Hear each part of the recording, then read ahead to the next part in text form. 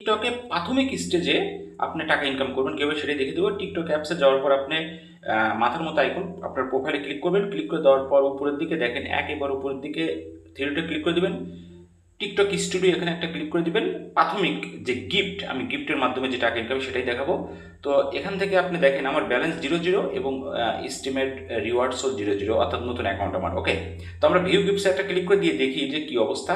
তো view গিফটসে click করে দিলাম। ক্লিক করে দেওয়ার পর গিফট আসবে এরকম, আপনাদের সরাসরি গিফট আসতে পারে। এখানে একটা ক্লিক করে দেবেন। ক্লিক করে দেওয়ার পর এখানে একটু খেয়াল করে দেখেন, হ্যাভ অ্যাটলিস্ট 10,000 ফলোয়ার, অর্থাৎ আমার 10,000 ফলোয়ার হয়নি। তো যার কারণে দেখেন কালো টিকমার্ক দেওয়া, কালো। আর নিচের যে কয়টি আমার সম্পূর্ণ হয়েছে সে কয়টি সবুজ টিকমার্ক দেওয়া, আমি নিচে কয়টি যোগ্য। ঠিক আছে, আর উপরের যে হ্যাভ অ্যাটলিস্ট 10,000 ফলোয়ার, এটার কিন্তু আমি যোগ্য নয়। তো কী কী লেখা আছে সেটাও আমি দেখিয়ে দিচ্ছি।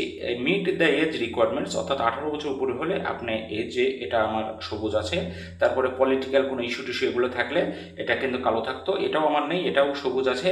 তারপরে 2 নাম্বারটা হচ্ছে video must pass safety moderation to the eligible gifts, অর্থাৎ গিফটেরও আমি যোগ্য 10,000 ফলোয়ার হওয়ার পর। ওকে, তো আশা করি বোঝাতে পেরেছি প্রাথমিক টাকা ইনকাম।